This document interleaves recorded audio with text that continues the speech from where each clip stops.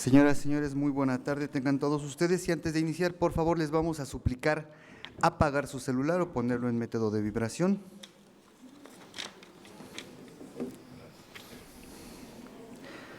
Nuevamente, muy buena tarde y nos da un gusto recibirles en la Biblioteca Mexicana de la Fundación Miguel Alemán al curso que nos imparte el maestro José Luis Ibáñez, 5 verses, Marcel Proust, que en esta ocasión la lección número 3 corresponde a Marcel y sus amores. Muy buena tarde y quedan en su casa.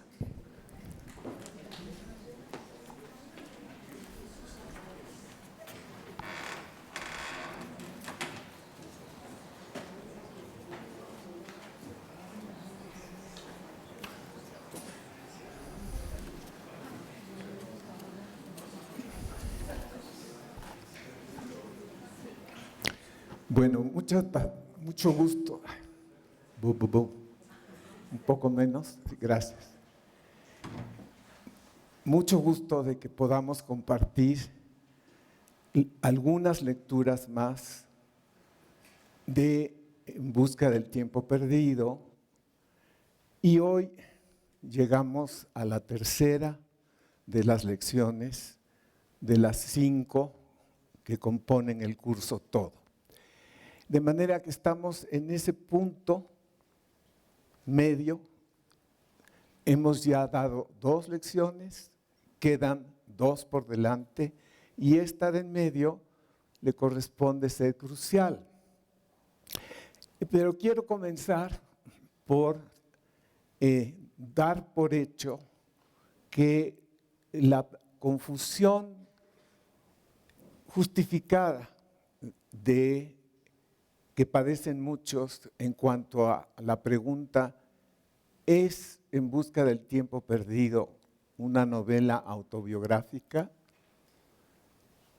Y mucho lo propicia el que el narrador de En busca del tiempo perdido y el escritor, autor de esa obra, llevan el mismo nombre, pero el narrador de En busca del tiempo perdido no parece tener apellido y el escritor, en cambio, se llama y siempre se llamó y se seguirá llamando Marcel Proust. Pero el día de hoy nos vamos a ocupar de una de los rasgos de Marcel, el narrador, que más fácilmente distinguirá al uno del otro. En esta lección, como está anunciado, nos ocuparemos de los amores de Marcel. El mismo Marcel, va a usar la frase mis amores. Los de Marcel Proust todos fueron abiertamente homosexuales y nunca quisieron ocultarlo. Estos amores de Marcel son heterosexuales completamente. Pero para llegar a los episodios agrupados como los amores de Marcel, los lectores de toda la obra tendrán que pasar por 2 partes muy voluminosas, muy sustanciosas, muy exigentes literariamente y muy duras de atender, como lo anuncian sus títulos. Una se llama Sodoma y la otra se llama Gomorra. Y al empezar esas 2 partes de toda la obra, el escritor Marcel Proust eligió una cita del escritor romántico francés Théophile Gautier, que dice: para los hombres, Sodoma; Gomorra para las mujeres. Y de esa manera se llega a atender lo que en las siguientes partes y hasta el desenlace de toda la novela y su momento de integración final, justificará que tengamos tanta atención para una figura que se llama Albertina en español, Albertine en francés, y que será el gran amor entre los amores de Marcel.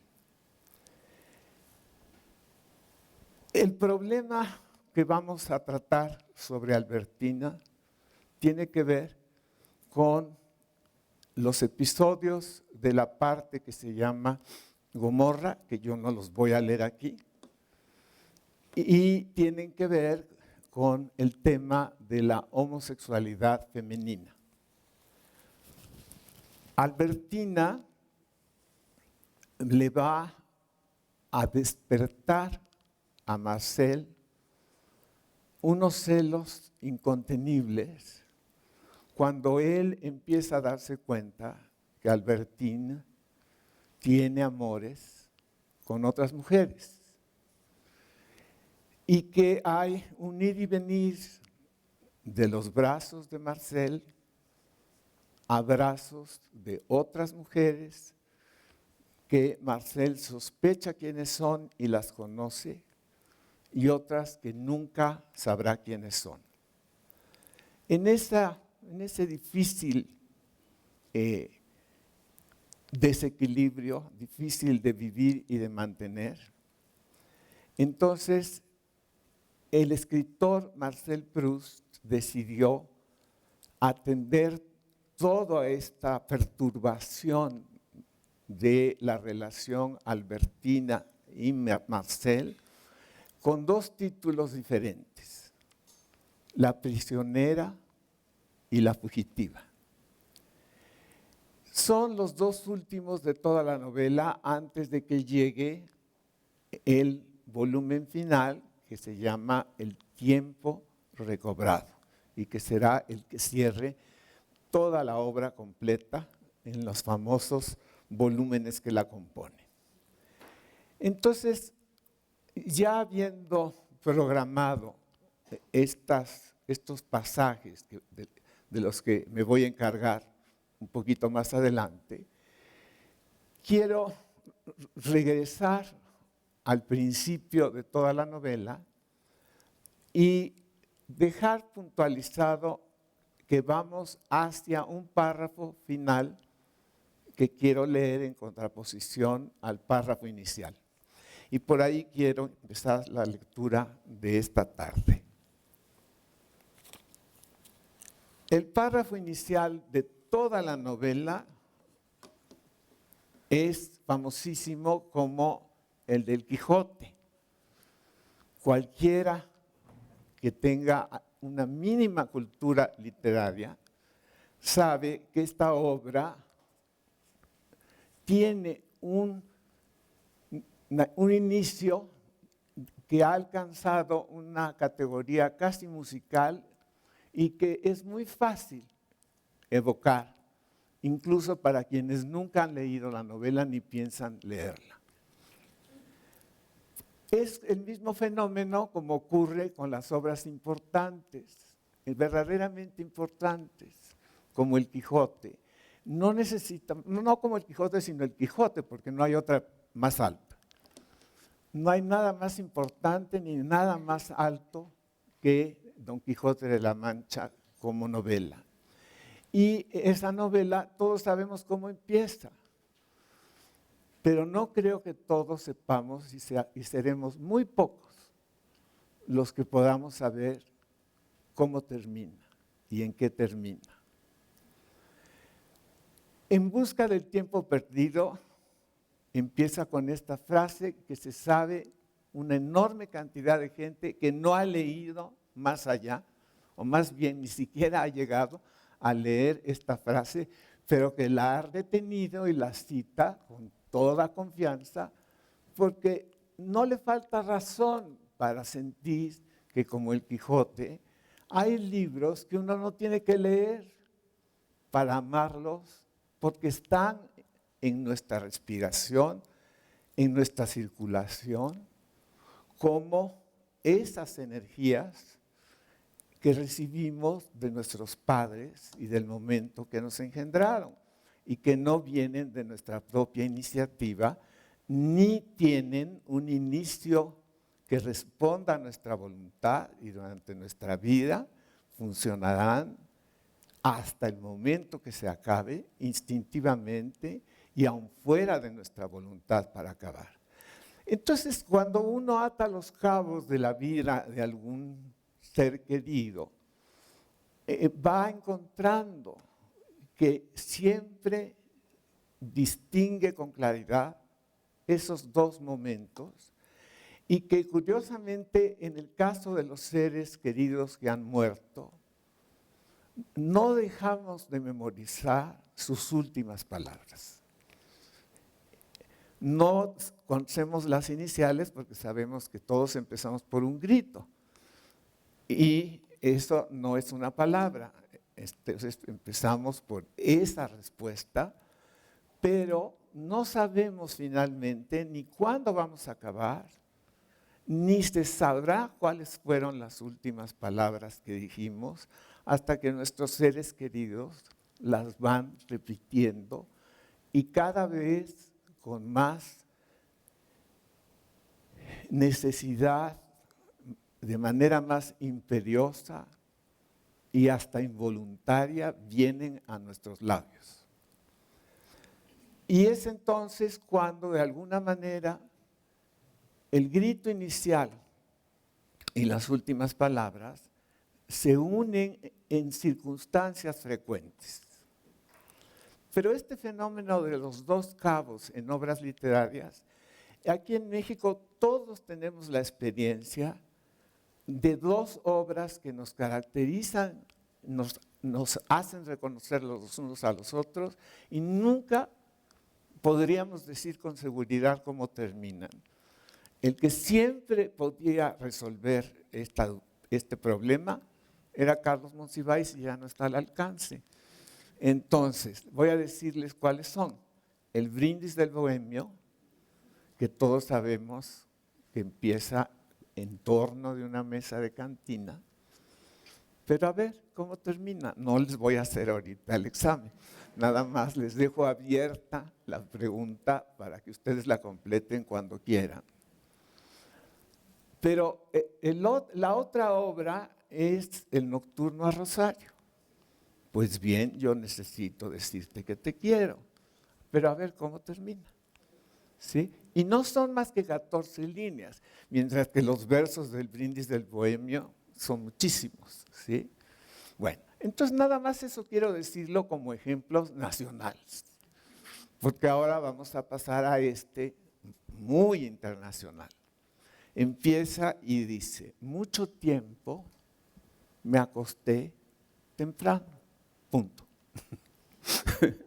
¿Sí? Bueno, eso lo reconoce cualquiera, pero quizá no termine ninguno de nosotros con esta revelación, diríamos, en otro tiempo, ahora desde que James Joyce logró llegar a todos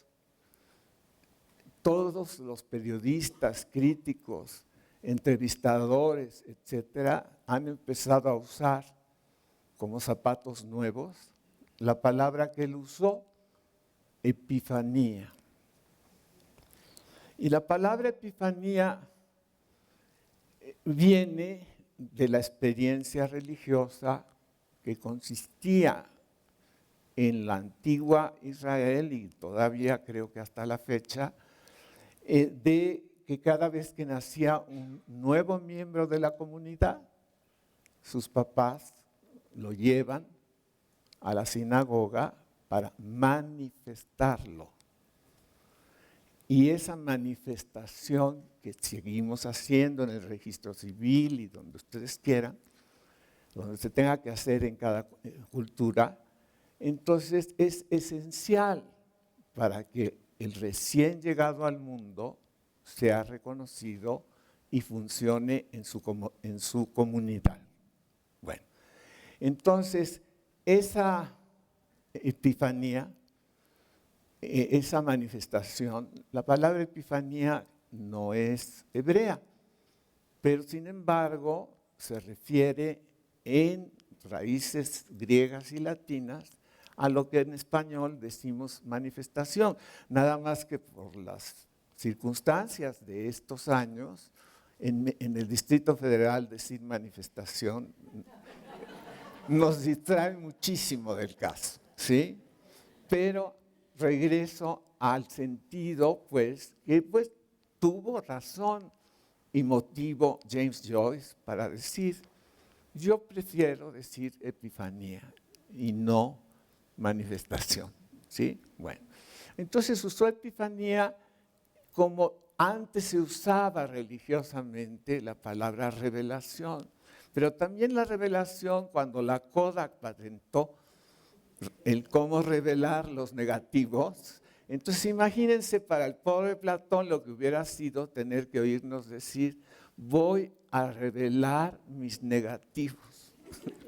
Bueno, estaría soltándose uno de sus diálogos para decir, pero mira nada más el imbécil ¿qué es lo que va a hacer? ¿Sí? Y no habría asimilado todos los siglos que han pasado. Bueno, no es tan ociosa la broma que intento hacer con lo de Platón y la revelación, porque ahora quiero que aten hoy, para que los aten finalmente ya con su propia iniciativa, los dos cabos, el inicial y el final de toda la inmensa busca del tiempo perdido.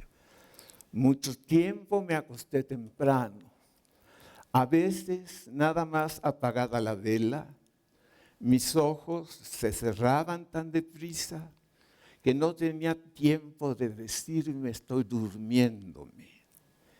Y media hora después me despertaba la idea de que ya era hora de buscar el sueño. Quería dejar el libro que aún creía tener en las manos y matar mi luz. No se les olvide que todavía se iluminan con velas o con lamparitas de petróleo, de ese combustible. Quería dejar el libro. No había dejado de reflexionar sobre lo que acababa de leer mientras dormía, pero esas reflexiones habían tomado un giro algo peculiar. Me parecía ser yo mismo aquello de que hablaba la obra, una iglesia, un cuarteto, la rivalidad entre Francisco y Carlos V. Esa creencia sobrevivía unos segundos a mi despertar. No chocaba a mi razón, pero pesaba como escamas sobre mis ojos y les impedía darse cuenta de que la vela ya no estaba encendida. Empezaba luego a volvérseme ininteligible como los pensamientos de una existencia anterior, después de la metempsicosis. El asunto del libro se desprendía de mí y yo era libre de aplicarme o no a él. Enseguida recuperaba la visión y quedaba atónito al encontrar en torno mío una oscuridad dulce y sosegada para mis ojos, aunque más todavía quizá para mi mente, a la que se presentaba como algo sin causa, incomprensible, como algo verdaderamente oscuro, como se manifiestan por primera vez para todos nosotros las experiencias que nos van a importar la vida entera. como algo que no nos caben en la cabeza. Y que finalmente acabaremos por aceptar que nunca nos van a caber a la cabeza, porque nunca le han cabido en la cabeza a ninguna cabeza humana. ¿Sí? Y que entonces es absolutamente natural no entender por principio, y es un buen deseo cariñoso de algún ser querido cercano, que no lleguemos a entender con seguridad nada. Como lo dijo Machado desde principios del siglo XX.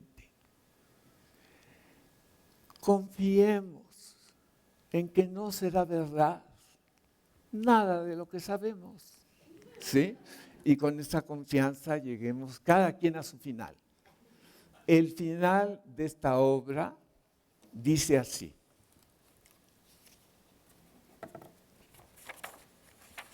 a lo largo de tantas páginas, hemos acabado, si no hemos desertado antes, hemos acabado por asimilar el placer de ir y venir en el tiempo, no en un movimiento continuo, lógico y recto, sino como en los sueños, que nunca sabe uno para dónde va, ni tampoco tiene la seguridad de saber de dónde viene, nada más está uno recordando que se le grabó en la cabeza una X acción y no está uno explicándose cómo.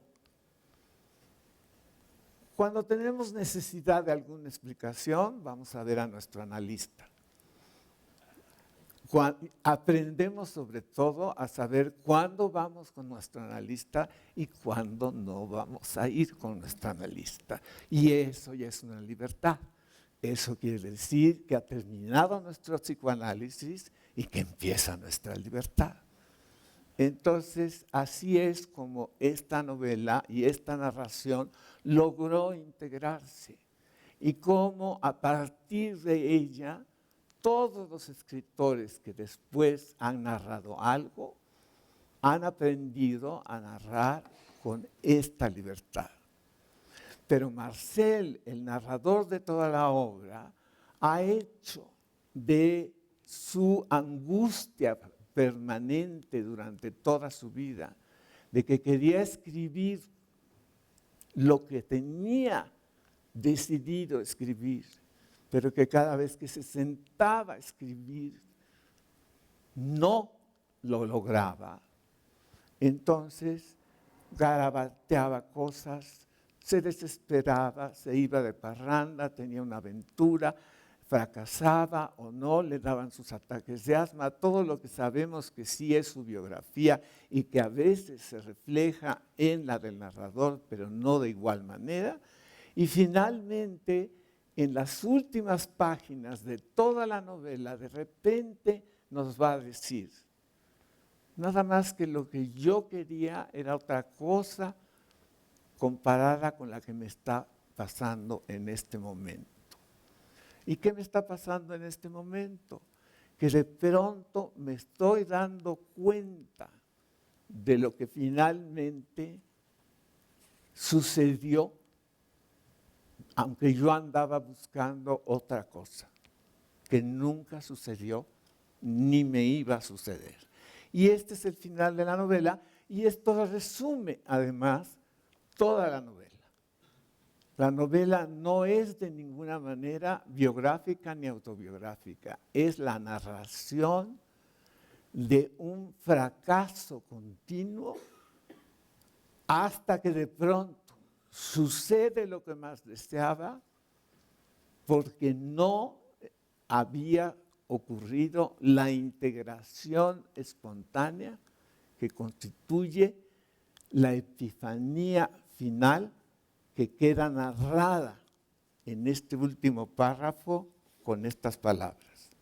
Volveremos a ella para cerrar el curso cuando hayamos llegado a ella. Ahorita simplemente estamos juntando un extremo, el inicial, con el otro, el final.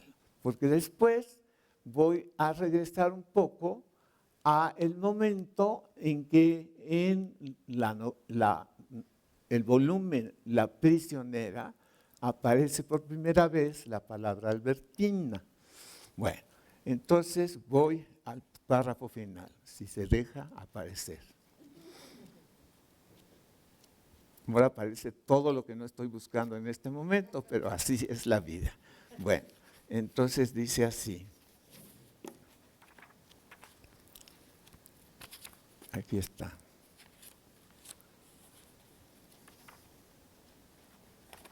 ¿Ven cómo se da a desear?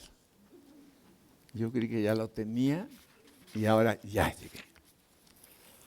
Acababa de comprender, apenas 7 volúmenes después, acababa de comprender por qué el duque de Guermantes, de quien contemplándolo sentado en una silla, había admirado lo poco que había envejecido a pesar de tener por debajo de sí tantos años más que yo, en cuanto se había levantado y había querido tenerse de pie, había vacilado sobre unas piernas temblonas, como las de esos viejos arzobispos en los que no hay nada más sólido que su cruz metálica y hacia los cuales se precipitan unos jóvenes seminaristas vivarachos, y no había conseguido avanzar, sino temblando como una hoja, sobre la poco practicable cima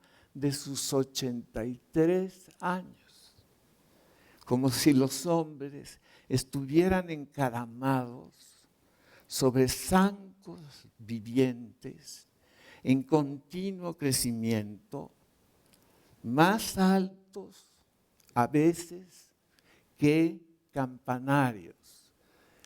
La figura de los campanarios, muy famosamente, ha sido y seguirá siendo estudiada como uno de los momentos literarios supremos de toda esta narración. Y de pronto, narrando otra cosa, se detiene a describir los campanarios que le hipnotizan, y principalmente unos en este pasaje que ya ustedes lo descubrirán con el placer de descubrirlo por su cuenta y riesgo.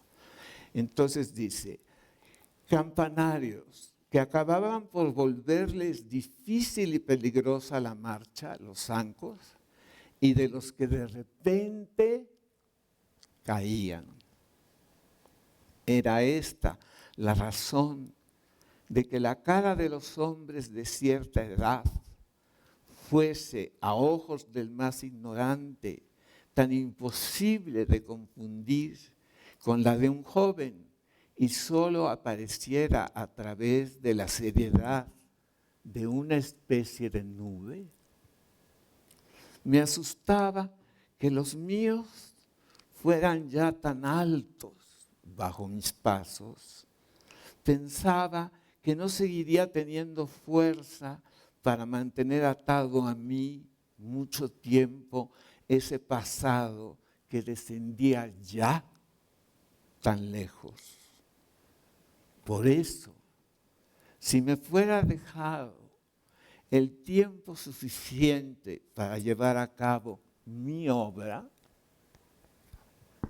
no dejaría yo, ante todo, de describir en ella a los hombres, aunque debiera hacerlos parecerse a seres monstruosos, como si ocupasen un lugar tan considerable al lado de ese otro tan restringido que les está reservado en el espacio, un lugar prolongado en cambio hasta la desmesura, puesto que tocan simultáneamente como gigantes inmersos en los años, épocas vividas por ellos tan distantes y entre las cuales tantos días han venido a situarse en el tiempo. Punto final. Toda la obra se cierra con esas palabras tan familiares, misteriosas e indescifrables. El tiempo, punto final. ¿Sí? Bueno, hacia allá vamos. Y será el momento en que cada quien tenga la posibilidad, si quiere tomarla, de recobrar su tiempo. ¿Sí? Y ahora yo cumplo la programación del inicio de La prisionera. La prisionera empieza a su vez con este párrafo.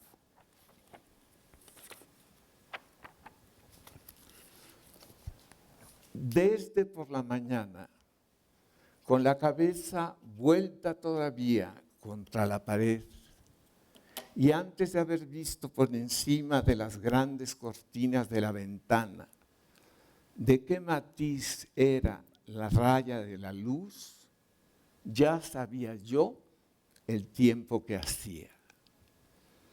Me lo habían hecho saber los primeros ruidos de la calle, según que me llegaran amortiguados y desviados por la humedad, o vibrantes como flechas en el aire resonante y vacío de una mañana espaciosa, glacial y pura. En el rodar del primer tranvía ya había notado yo si iba adherido en la lluvia o rumbo hacia el azul. Y esos ruidos quizá habían sido precedidos a su vez por alguna emanación más rápida y más penetrante que, filtrada a través de mi sueño, difundía en él una tristeza que anunciaba la nieve o hacía entonar a cierto minúsculo personaje intermitente tan numerosos cánticos a la gloria del sol, que éstos terminaban por traer para mí, que aún dormido empezaba a sonreír, mientras mis párpados cerrados se preparaban a ser deslumbrados, un ensordecedor despertar musical.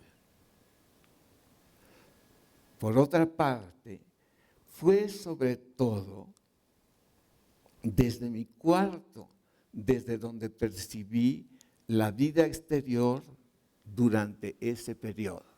Sé que Bloch contó que cuando venía a verme por la noche, oía un rumor de conversación. Como mi madre estaba en Combray y él, Bloch, nunca encontraba a nadie en mi cuarto, dedujo que yo hablaba solo. Cuando mucho más tarde supo que Albertina ya llegó, vivía entonces conmigo, comprendiendo que yo la había ocultado a todo el mundo, declaró que por fin veía la razón de que en esa época de mi vida nunca quisiese yo salir. Se equivocó. Era por lo demás muy disculpable, pues la realidad, incluso si es necesaria, no es completamente previsible. Quienes descubren de la vida de otro algún detalle exacto, se apresuran a sacar consecuencias que no lo son y ven en el hecho recién descubierto la explicación de cosas que precisamente no guardan ninguna relación con él. Ese es el primer párrafo de La prisionera, en donde aparece el nombre de Albertina después de haber mencionado el nombre de Bloch. Y voy a empezar por decir algo de Bloch. Para los que no han podido tomar las otras lecciones o por alguna razón tienen algún impedimento para identificar alguno de los nombres, aunque ya haya pasado por sus ojos durante la lectura propia de la novela, hay en todas las publicaciones glosarios, complementos, etcétera, para poderse apoyar en ellos. Pero desde luego los mejores están en estas brevísimas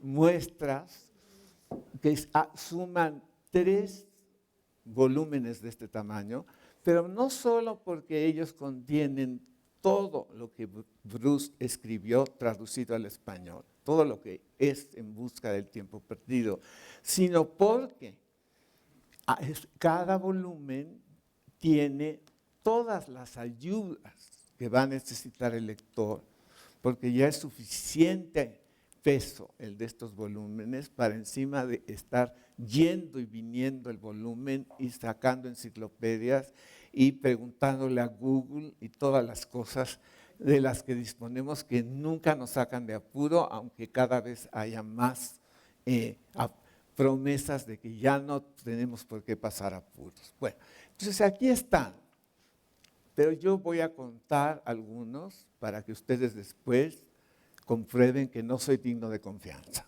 Bueno, entonces,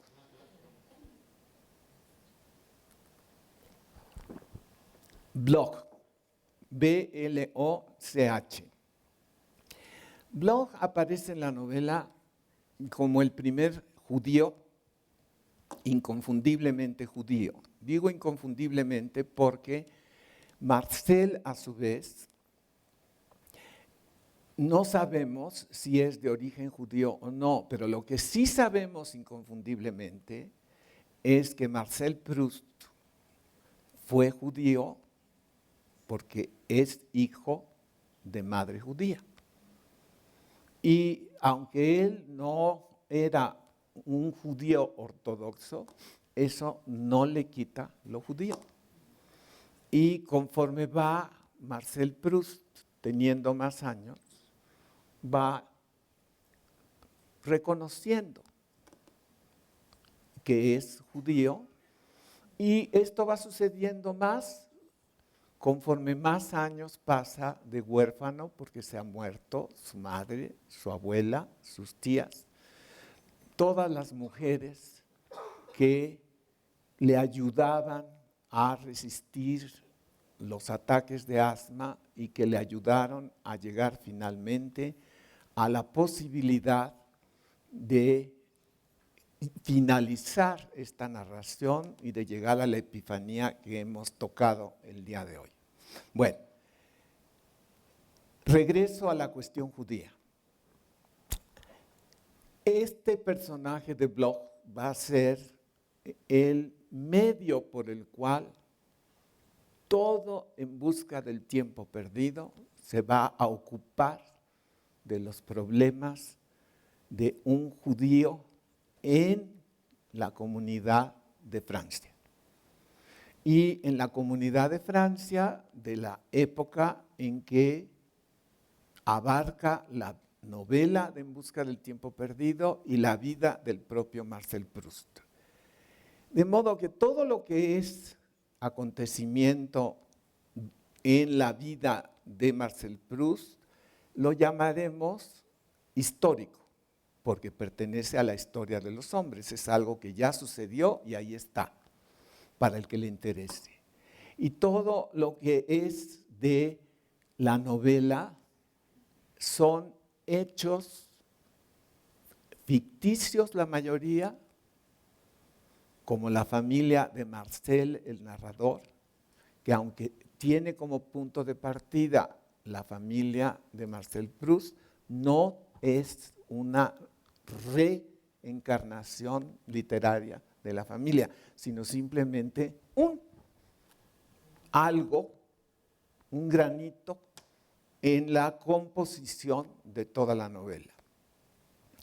Y entonces, al llegar la figura de Bloch a la narración, Marcel, nunca sabemos en la novela exactamente en qué tiempo está sucediendo lo que está sucediendo, va enfrentando en las conversaciones con Bloch o a propósito de lo que Bloch suscita en personas alrededor de él, hablar de la cuestión judía. Y un día resulta que en la novela, tanto al mismo tiempo que las ficciones, y en la vida de Marcel Proust, históricamente, surge un episodio que para algunos de ustedes será reconocible, pero que es un episodio que marcó este momento histórico y que aunque como expediente oficialmente se cerró, el problema sigue vivo y a cada rato se contagia de la energía que no deja de desatar la cuestión judía en todas las sociedades y en todos los tiempos. El episodio de Alfred Dreyfus, o como lo pronuncian los franceses, Alfred Dreyfus, ustedes díganlo como quieran, es el nombre que le da atención a lo que ha pasado en la memoria del futuro, a ser el caso Dreyfus.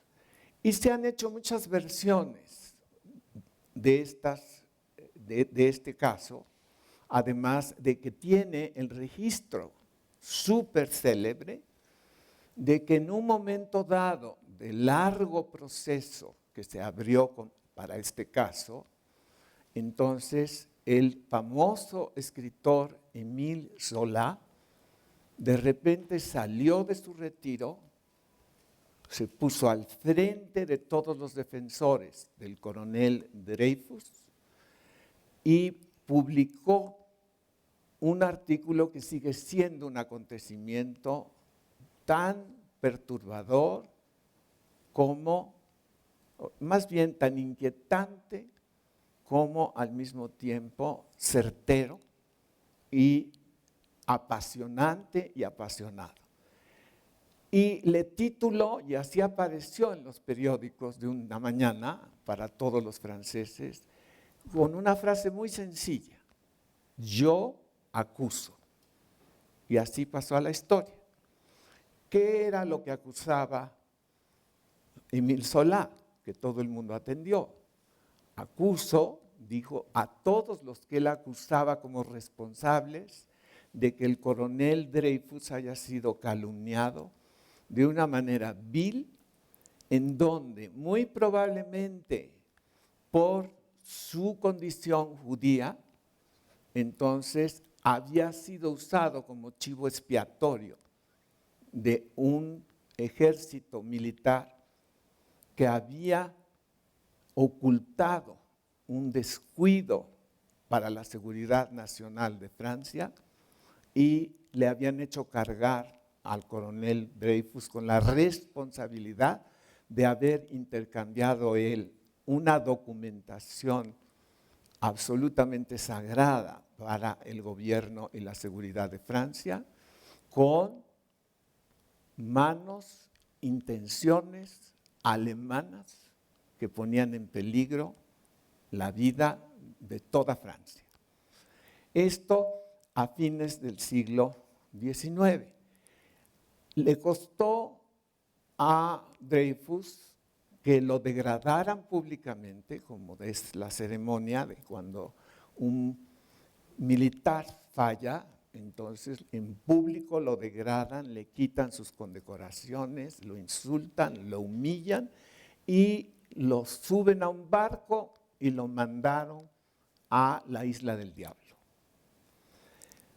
Todo eso fue sucediendo poco a poco y fue dividiendo a Francia en dos.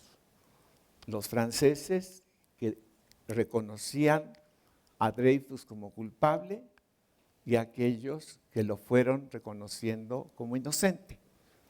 Y Entre los que llegaron a reconocerlo como inocente, pero no empezaron por verlo así, fue Émile Zola.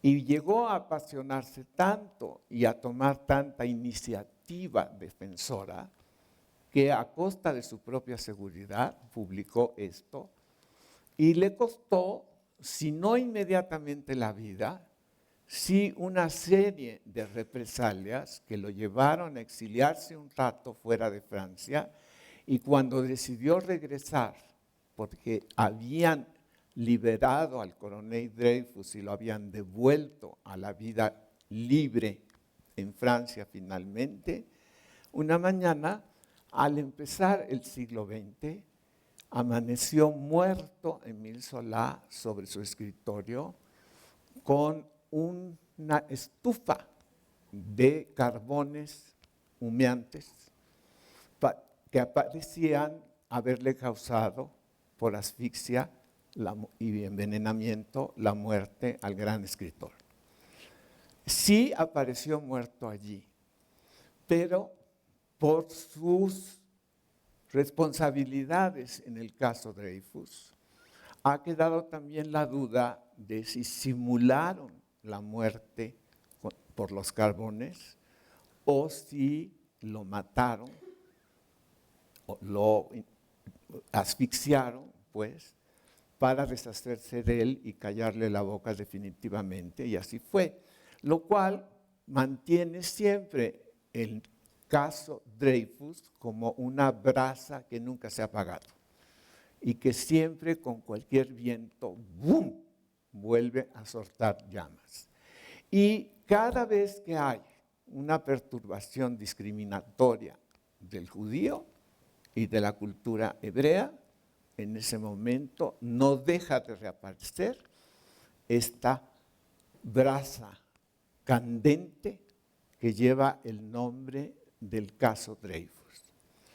Marcel, el narrador de la novela, y Marcel Proust, el escritor, creyeron en la inocencia de Dreyfus y lo defendieron, y les costó pues, muchos disgustos de la sociedad que frecuentaban y hasta castigos o simplemente rupturas. Pero ellos demostraron esa integridad, se unieron a la comunidad hebrea y hasta la fecha este caso sigue dividiendo en partidarios y antagonistas de esta cuestión perturbadora de si Dreyfus fue inocente o culpable. Se trata de esto que logró averiguarse y que no se puede negar. En la embajada de Alemania, llegó un día, en Francia, llegó un día un espía que se apellidaba Esterházy y les ofreció, a cambio de una altísima suma, la posibilidad de entregarles la documentación que movió al escándalo. La entregó, le entregaron el dinero y él se fue a Inglaterra a disfrutar la nueva fortuna que tenía, pero su tranquilidad de conciencia no la podía tener y entonces no volvió a quedar tranquilo por el resto de sus días. Es muy interesante la evolución de este culpable y se ha llegado a saber que sí hubo esa venta de esa documentación y que hay pruebas de eso. Pero lo delicado del asunto es que para poder hacer público el conocimiento de esa venta y las pruebas, tenía que declararse cómplice el espía de su propia maquinación, pero al mismo tiempo de estar, como se sabe ahora en el término de hoy, de ser un double agent, de estar trabajando para dos diferentes facciones a la vez. Yo diría que múltiple. Entonces, eso ya lo pueden ustedes por su cuenta ir averiguando porque están muy bien contados de muchas maneras y hay 2 películas que se han hecho, además de que a cada rato se cita este caso y seguirá así per secula seculorum. Bueno, entonces resulta que la culpabilidad del ejército francés en esto fue ocultada por ser el ejército francés que no podía quedar manchado, ¿sí?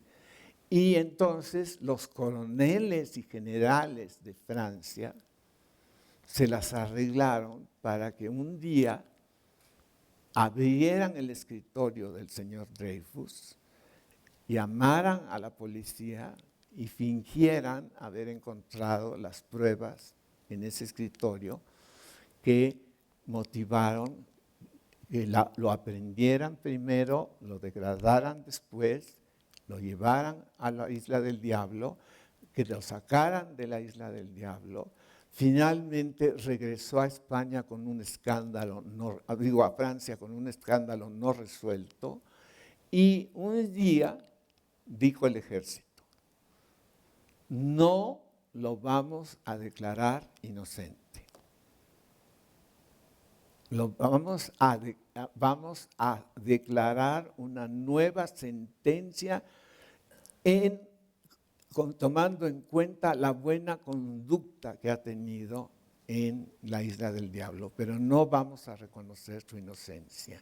Y ahí está el punto delicado por el cual, a pesar de lo que hizo y logró Émile Zola, sigue eso por resolverse y así continuará per secula seculorum.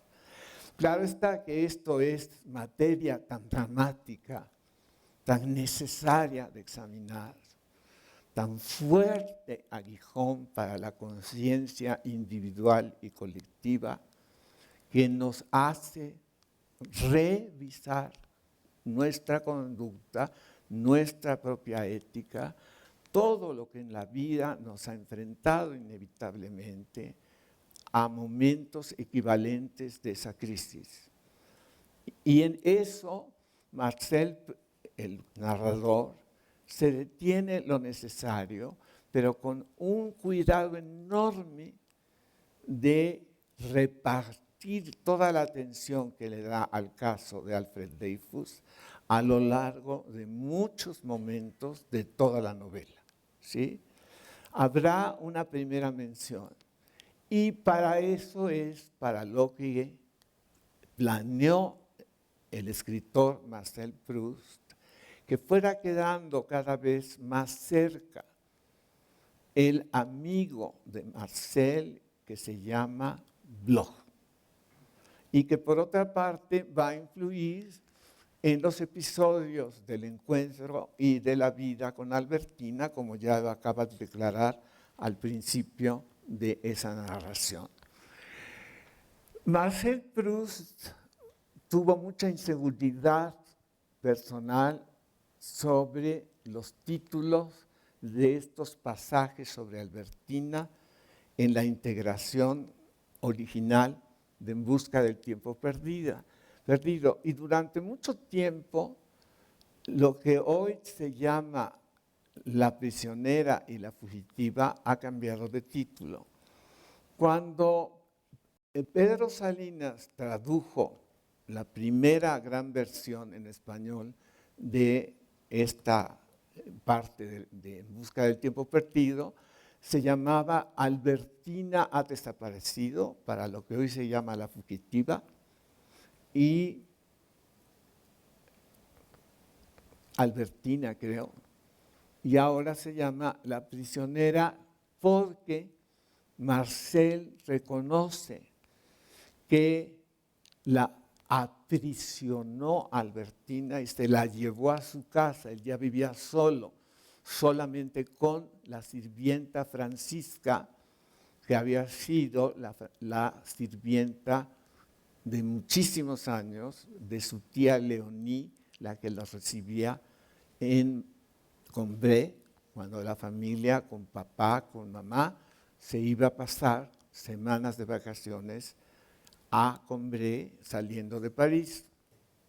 Así, Marcel desde niño había tenido la atención de Francisca y la quería como una verdadera nana.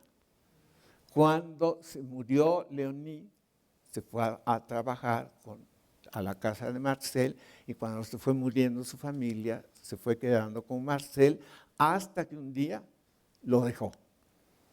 Siguió viviendo aparte.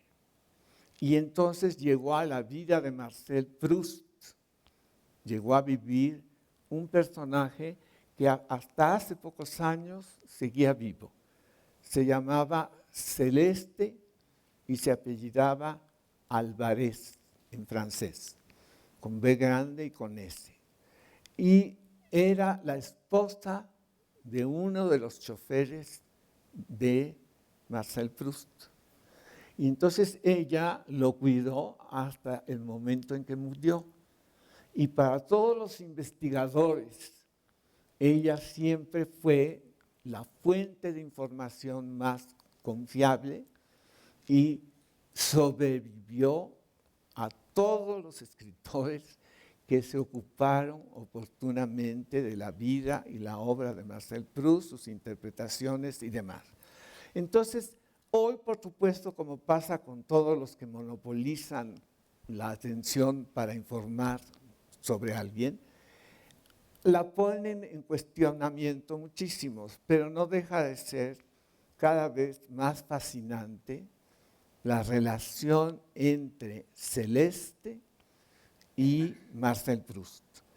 Celeste no aparece en Busca del tiempo perdido, ¿sí?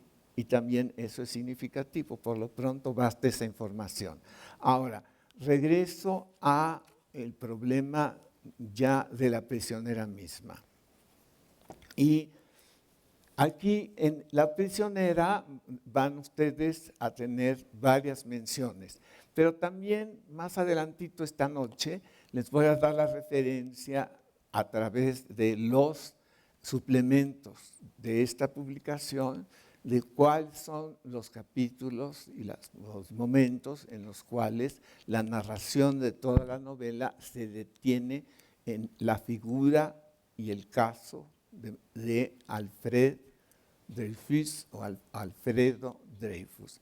Hay otro Dreyfus que no es el militar, en él no me voy a detener ahora, pero ese no tiene ni la importancia de este militar, ni tiene tampoco el ser tan perturbador en todos los órdenes, la presencia de este oficial judío que tan abusivamente fue inculpado.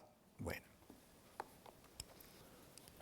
Albertine, ¿cómo apareció en la vida de Marcel Proust y qué en la vida de Marcel y qué consecuencias tuvo en las decisiones que fue tomando Marcel Proust para convertirla en una figura de la ficción de En busca del tiempo perdido?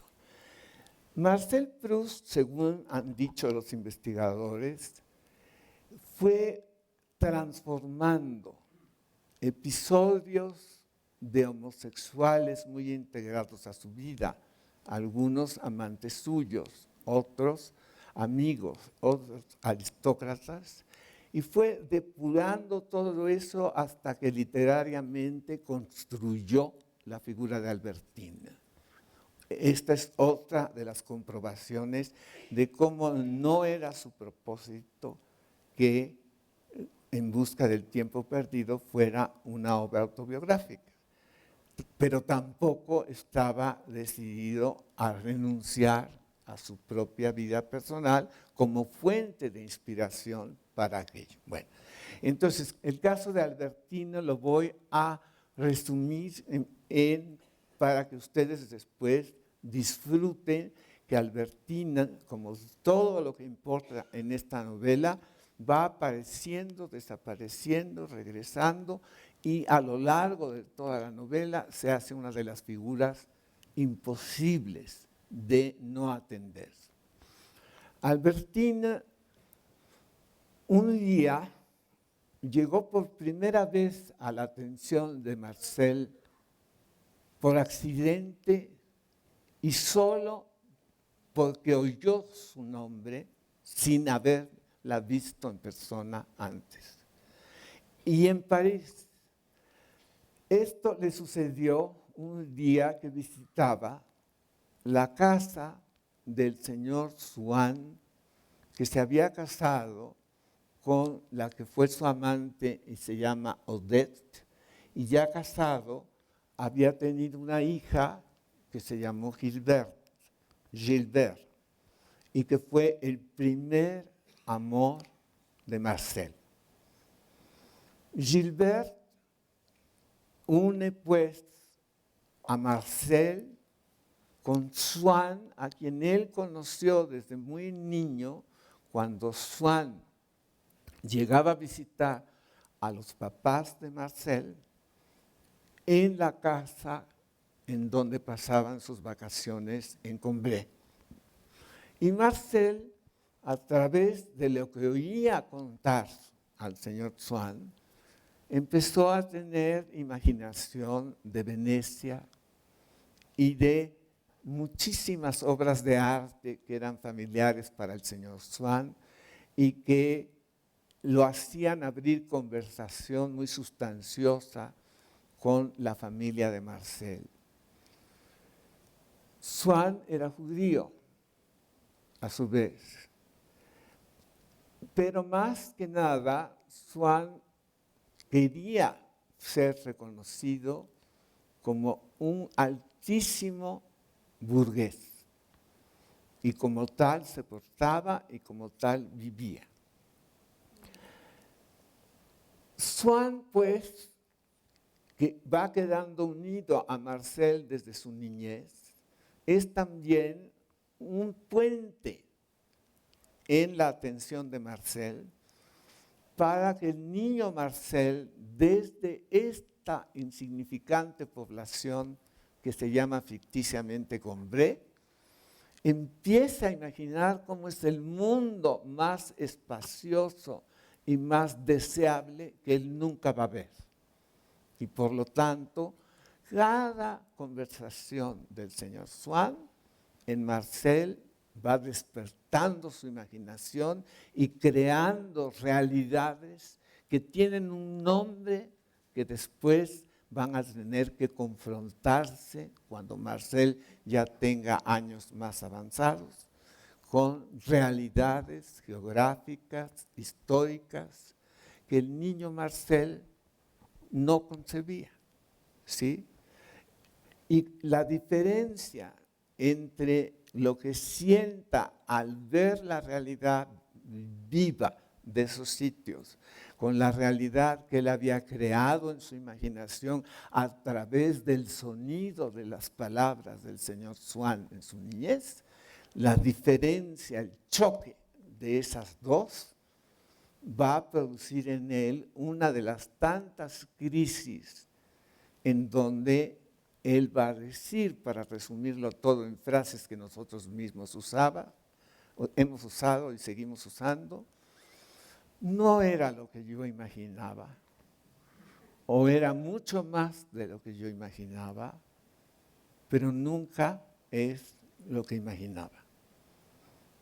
Y siempre va a resultarle preferible lo que imaginó originalmente que lo que va encontrando, pero no renuncia a eso.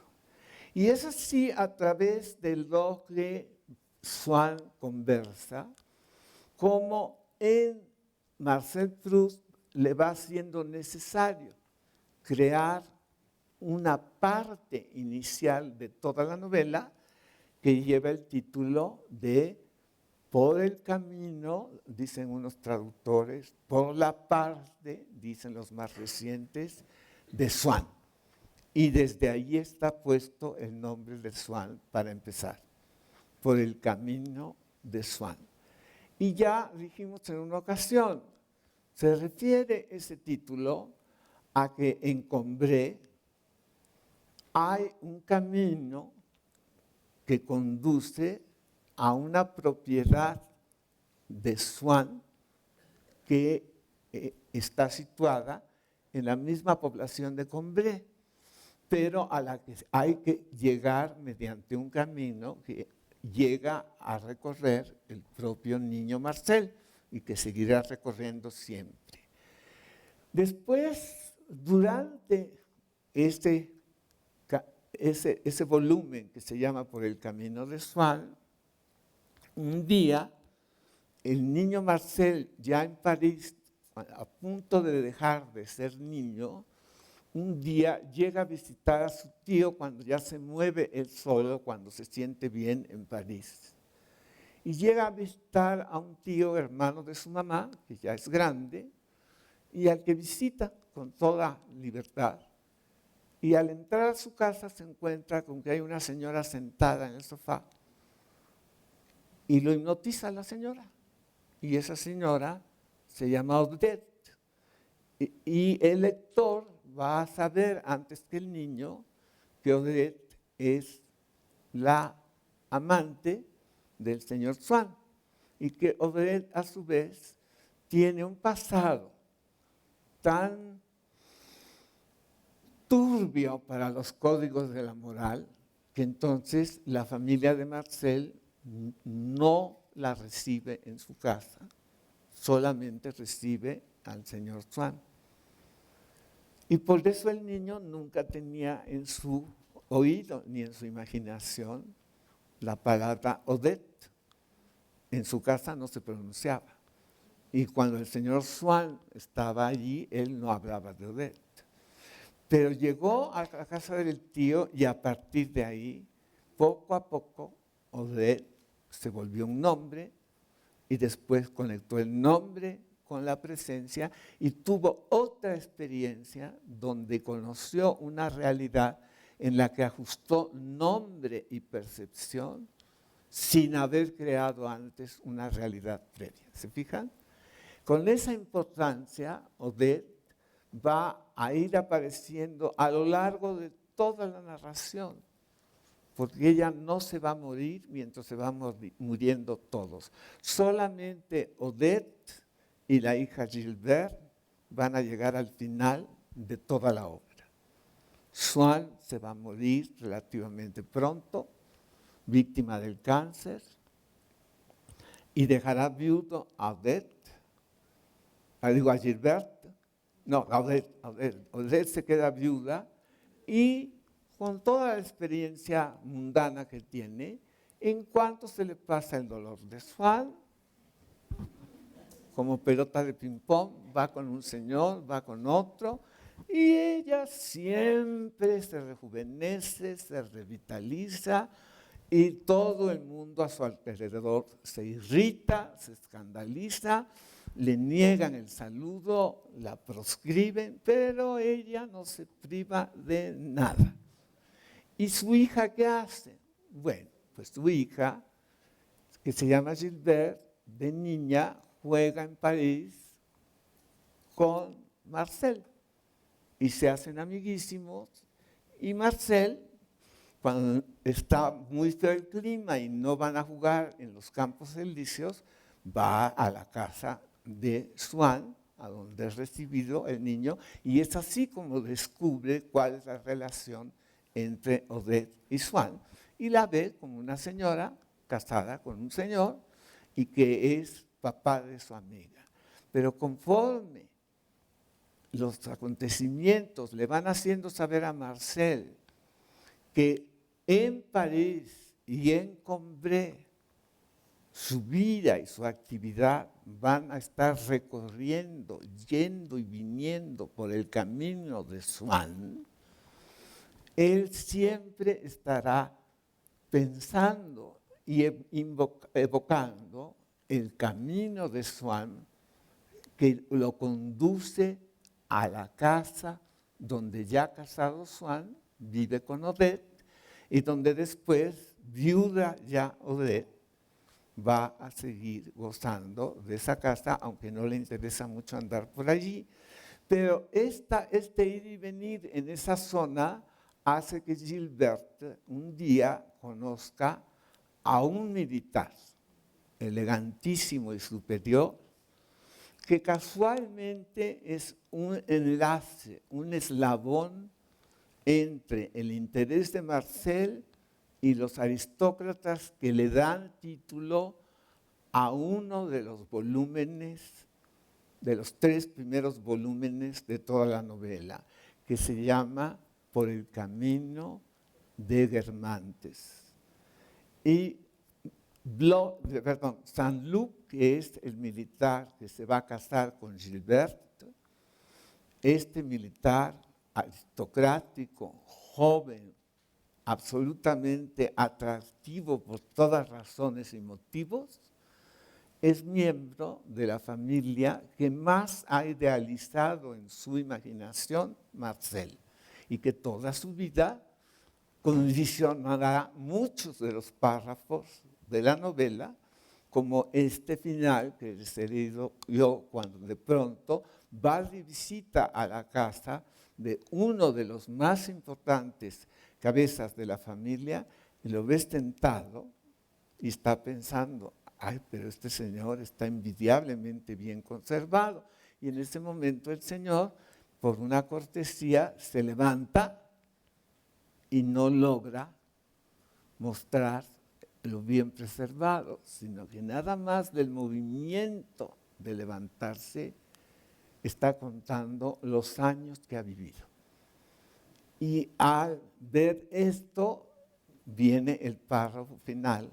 Cuando cierra la novela, ya llegaremos a él en la lección final. Ahora regreso, pues, a que este miembro joven de los Guermantes, que es militar y que está destacado en una población vecina de Combray, ¿sí?, va a ser también uno de los amigos de Marcel, que además se va a casar con Gilbert y que le va a llevar a Marcel a hacer las reflexiones que constituyen los episodios y los testimonios de voyeur de Marcel de actos de homosexualidad que no necesariamente quieren ustedes conocer, pero que están ahí escritos. O sea, él espía.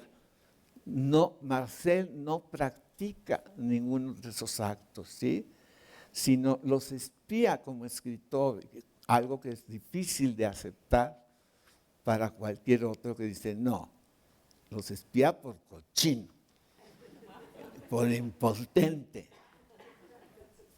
por pervertido. No se atrevan a meter esa novela a mi casa. Bueno, pues qué horror, ¿verdad? Así es. Bueno, pero el caso es que, aunque haya habido muchos rechazos, la novela tiene cada día más lectores. Y cuando viene el interés de unos prustianos tan distinguidos como ustedes, ¿qué más se puede pedir entre un escritor, su obra y ustedes? Intermedio.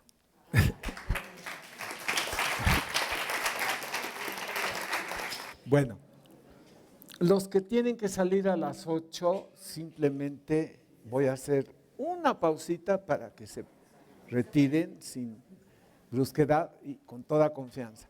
Y los que se puedan quedar, podemos leer un ratito más. Bueno, quiero continuar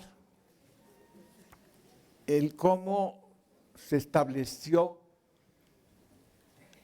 el apasionamiento de Marcel, fue ocurriendo a partir del nombre que oyó mientras visitaba la casa de Odette y de Swann en París, ya siendo adolescente y sintiendo una gran atracción hacia Gilberta.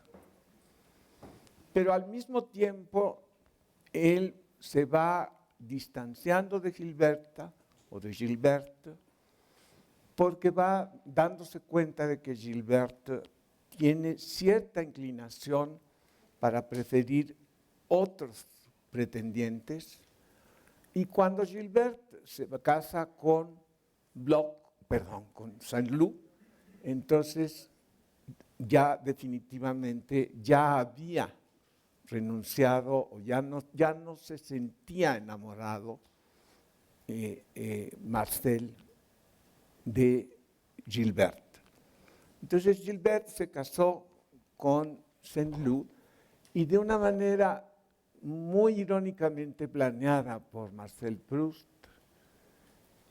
va a ir descubriendo Marcel, el narrador, para su propia sorpresa, que Saint-Lô tiene esposa, amantes, una de ellas es una actriz muy famosa, rival de Sarah Bernhardt y su trasunto en la novela, talentosísima, que se distingue ella en su vida artística porque ella no se da a conocer como actriz en los teatros, sino en unas fiestas muy lujosas que empiezan a contratarla porque tiene un talento absolutamente excepcional para recitar discursos históricos y episodios, pasajes de tragedias que la van haciendo preferida de todos estos suntuosos salones que le piden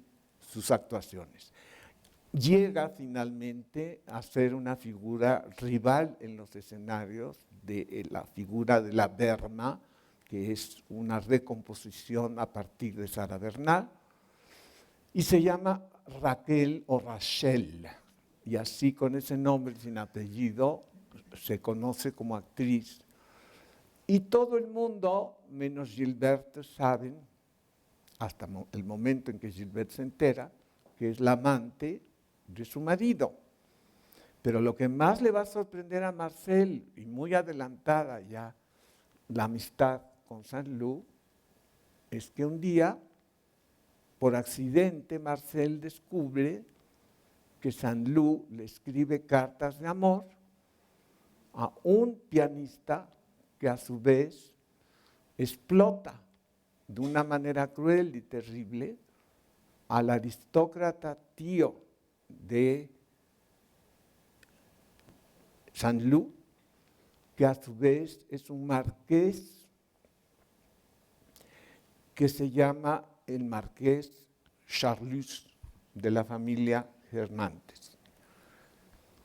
Para los que van a ver la filmación en la cual Swann está muy bien representado por el actor Jeremy Irons, ya lo verán.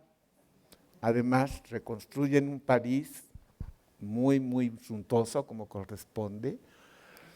Y ahí hay una italiana muy conocida en Italia que se llama Ornella Muti y que, doblada muy bien al francés, entonces es una Odette perfecta. ¿Cómo se llama la película, maestro? Unos amores de Swann. ¿Sí? Y así también se llaman esos episodios, Unos amores de Swann.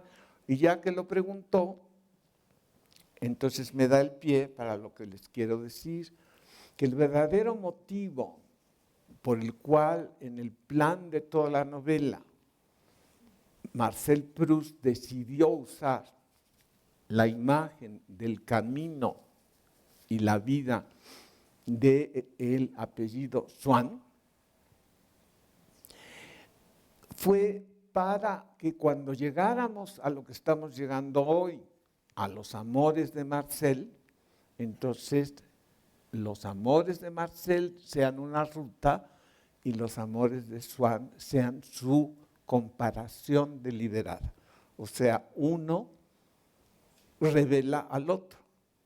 Nada más que los celos de Swann los desata casi deliberadamente Odette por la manera en que muy equívocamente maneja sus asuntos con sus amantes. Entonces sabe dejar muy inseguro a Swann de que si anda con otro o no anda con otro. Y cuando Marcel va descubriendo que hay esta manipulación y que no es la única señora que practica estas artes, entonces va a alimentar a su vez, cuando ya esté apasionadísimo de Albertine y la haya hecho su prisionera y se la haya llevado a vivir a su casa, con toda la aversión que le despierta a la sirvienta Françoise, a la especie de nana de Marcel, entonces ahí es donde vemos sin dificultad cómo el tomo que se llama Por el camino de Swann nos introduce a ese remolino que son los celos de cualquier persona cuando llegan a tener una energía que el celoso no alcanza a transformar en otra cosa. Digo transformar deliberadamente porque los celos no los domina nadie. Siempre, si persisten, van a apoderarse de aquel que los padece y va a perder completamente el control. Pero algunos, y muchas veces no nos damos cuenta, algunos, puede ser que lleguemos a transformar los celos para que tomen otra forma y lo logramos. Y entre esos que lo logran están muchos artistas en todos los sentidos. De ahí que entonces también en esta novela inagotable, cada episodio dedicado a una de las artes, la música, la pintura,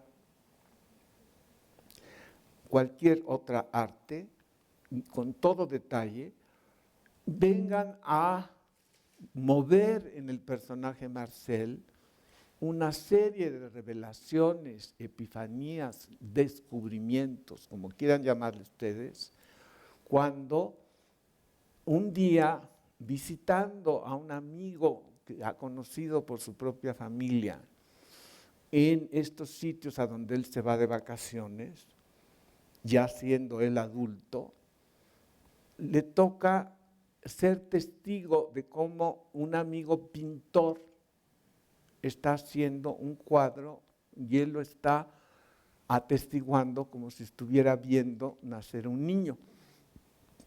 Y entonces en ese momento se le va a revelar algo que de otra manera no hubiera podido escribir.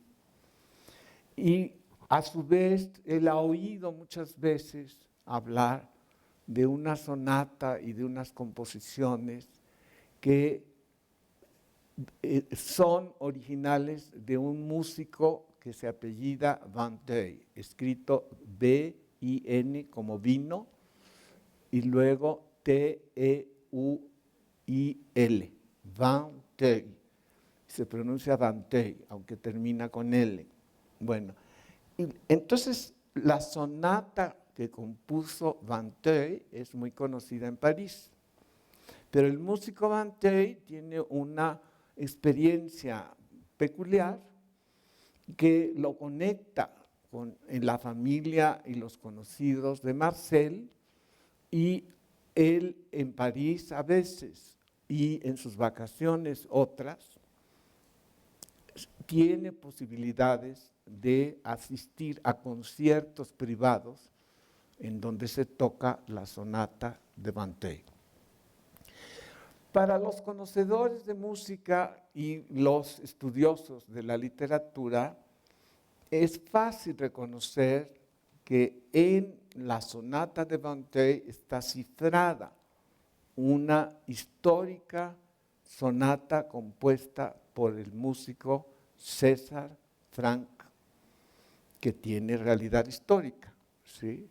Que no va a aparecer en la novela, pero que se va a transmutar en el músico Vinteuil. Y de ahí se va a derivar una serie de conexiones entre esas artes y las revelaciones que tiene Marcel con las revelaciones apasionadas que vive con la figura de Albertine, ¿sí? Y por eso se la lleva, porque empieza a padecer celos, se la lleva como prisionera a su casa y ella se deja, pero de repente se le escapa de la jaula y entonces Francisca disfruta con enorme crueldad. Ya te quedaste, como te va a hacer pedazos esa sinvergüenza.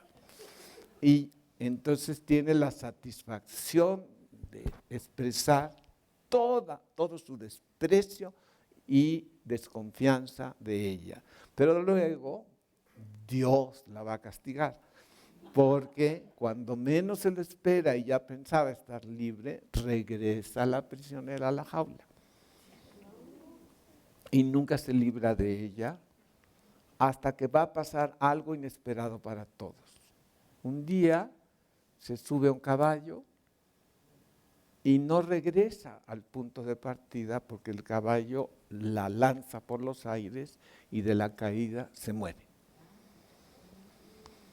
Y de esa manera se muere y puede Marcel sentarse a escribir y a reconstruir los celos y todo el apasionamiento de este amor entre los amores de Marcel, que no son muchos, pero son más de uno.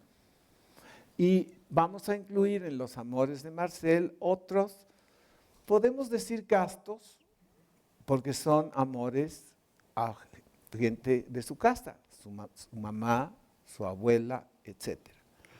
Y es aquí donde vamos a ver una cosa que en la lección pasada suspendimos al terminar. La abuela de Marcel se muere, y se muere en París. Y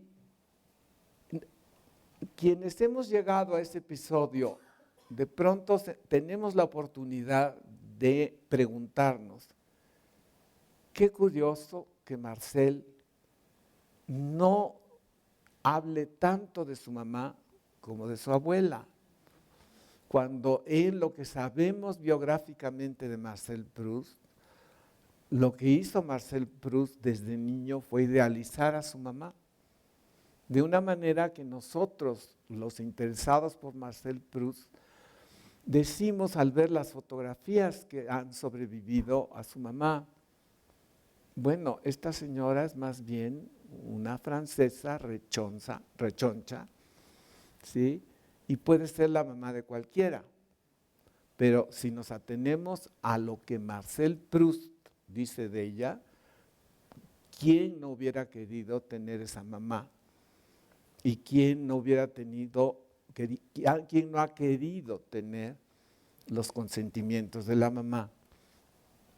Bueno, a propósito de esto, hay una imagen que Marcel Proust va manejando a lo largo de toda la narración de En busca del tiempo perdido, desde el principio hasta el final.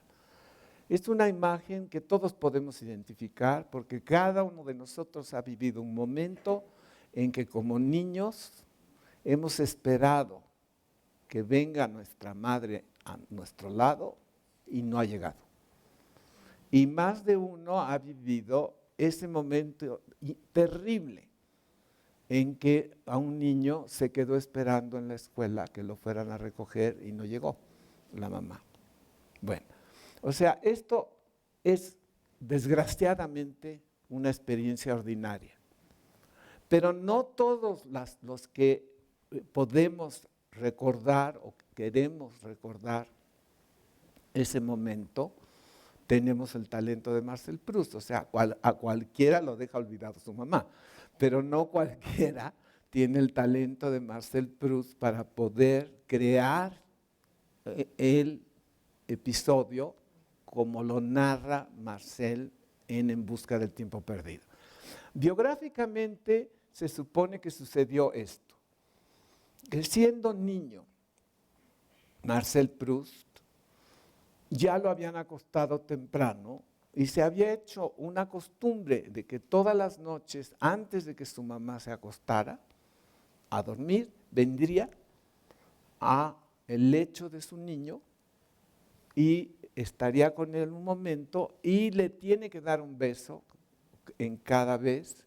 Y entonces Marcel sabe que todas las noches para él va a empezar su momento de insomnio cuando su mamá se vaya a dormir después de haberle dado un beso y ya no está dispuesto a no tener el diario beso de su mamá.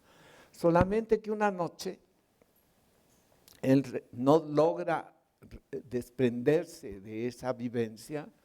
Una noche la mamá no llegaba y no llegaba estando en la misma casa. Y es que había tenido visitas en la casa y al último invitado lo acompañó a la despedida en la puerta y de la puerta se fue directamente a su cama, se acostó y no pasó con Marcel. Entonces a Marcel Proust todos los días de su vida le regresaba el sonido de la campanilla que le había anunciado: ya despidió tu mamá al último invitado y ya viene para acá. Nunca llegó la mamá, pero se quedó la campanilla. Y la memoria auditiva ya sabemos cómo puede ser de cruel y además de involuntaria. Entonces, toda la existencia de Marcel, como en la de Marcel Proust, el sonido de esta campanilla regresa y regresa y regresa, y es una de las reapariciones en el oído, como lo fue la Magdalena en el paladar. Y como estas, hay varias acciones de la memoria no cerebral, sino de la memoria auditiva o táctil, muscular, etcétera, porque cada parte de nuestro cuerpo tiene una memoria. Y eso no lo duden. Acuérdense cada vez que se han mudado de casa o cada vez que regresan de unas vacaciones que hayan durado. El espejo no las reconoce y cuando ustedes se paran en su espejo, sienten que el espejo no las aceptó, porque vienen ustedes o bronceadas o maquilladas de otro modo o peinadas de otro modo y nunca le dieron al espejo aviso de que se iban a ir transformando. Y todos los humanos vamos dejando a alguien en espera de uno y esa persona nunca se cura de esa ausencia. Para eso se ha inventado la regla de cortesía de una disculpa que de nada sirve más que para continuar la conversación, pero no para otra cosa. Para el fondo no hay cura. Y de esto es de lo que se ocupa todo en busca del tiempo perdido. Bueno, sobrará para ustedes aclarar que cuando el narrador Marcel, después de haberse ausentado mucho de la vida social de París durante muchos años, un día acepta una invitación del matrimonio que han hecho la señora Verdurin, que enviudó de un riquísimo burgués, y el príncipe de Guermantes, que enviudó de una aristócrata que lo dejó solo.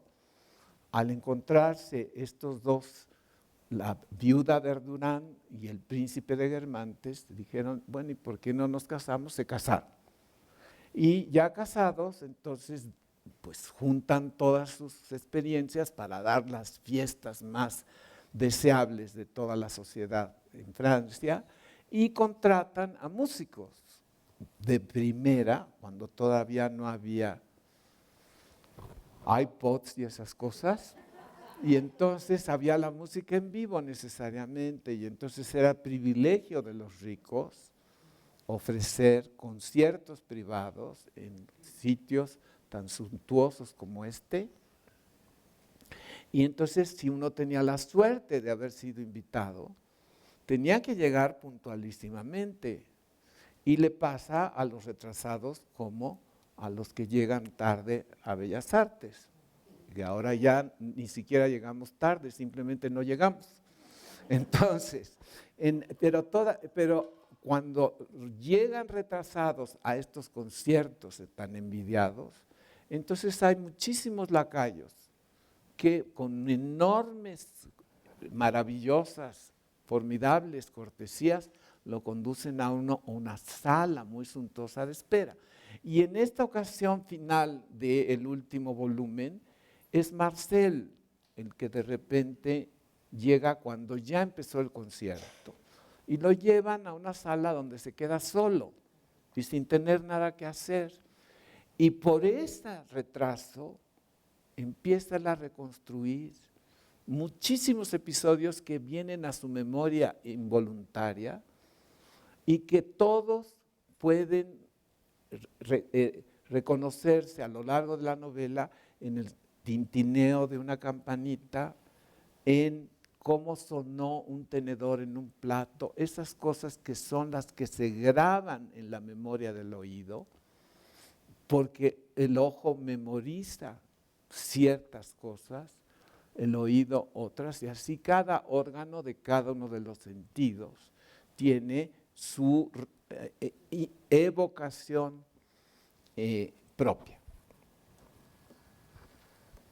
Bueno, qué bueno que no tuvo que irse nadie para que podamos llegar a lo que conviene dejar bien puntualizado en esta lección y poder continuar el día 14 de abril. O sea, hay que dejar pasar la Semana Santa y el siguiente martes 14 nos veremos aquí en la penúltima lección y ese día diremos cuál va a ser la última, la quinta. Bueno, entonces, mientras tanto, hay buen tiempo para que ustedes revisen saltándose, yendo y viniendo por estas páginas, las páginas de estos volúmenes tan suculentos y tan deseables de descubrir cada vez que los vemos. ¿Sí? Bueno.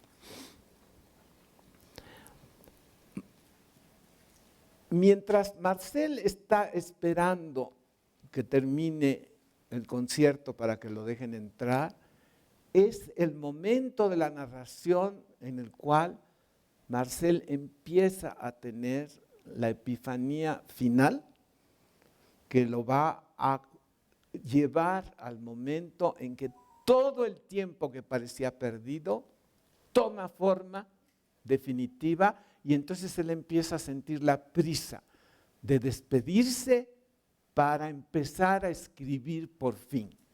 De manera que cuando la novela va a terminar, él va a empezar a escribir y eso fue lo que sucedió. Esto que suma esta obra tan extensa fue lo que escribió Marcel Proust después de haber tenido la propia epifanía que le permitió empezar a escribir después de los ataques de impotencia que todos sufrimos para escribir o tocar o actuar, etc. Porque todos vivimos el pánico que nos hace no poder hacer lo que más deseamos hacer. Y cada quien va encontrando o nunca lo encuentra el cómo vencer esa parálisis para poder hacer por fin lo que es su don para vivir. Bueno, cuando esto pasa con los escritores, no pasa igual que con los cantantes, porque no es lo mismo que un cantante un día en la regadera de repente resulte el próximo Plácido Domingo Mira, que un señor que toda la vida está haciendo esto. Los bailarines duran muy poco y así sucesivamente. Ahora los actores han triunfado, particularmente las actrices, como Judi Dench, como Maggie Smith, como todas estas que van desfilando por Downton Abbey, ¿sí? Se han ganado a pulso con todas sus propias enfermedades, el seguir trabajando todos los días de su vida. Judi Dench ya no ve y sin embargo no deja de actuar, porque puede y porque le ofrecen cómo y porque todos queremos que no deje de actuar, ¿sí? Y así pasa, pero eso antes condenaba a las actrices, ¿sí?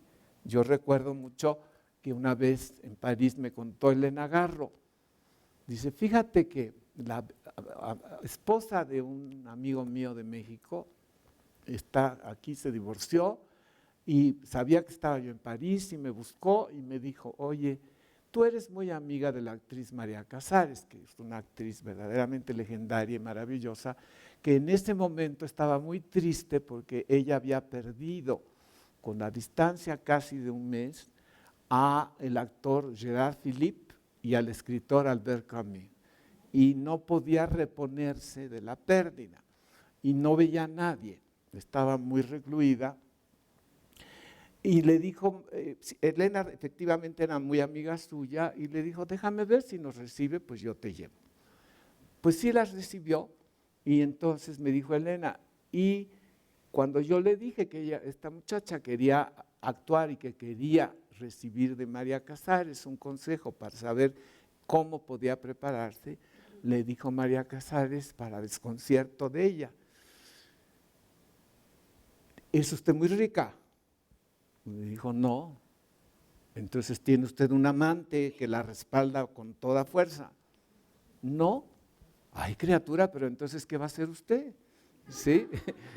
En ese tiempo, los actores no podían, sobre todo las primeras actrices, no podían tener los ingresos que ahora pueden tener a lo largo de su vida y que han ganado también con mucho esfuerzo y una estrategia admirable, ¿sí? Y desde luego muchas de esas conquistas se las debemos a las mujeres que han sabido conquistar esas metas, aquí y fuera de aquí.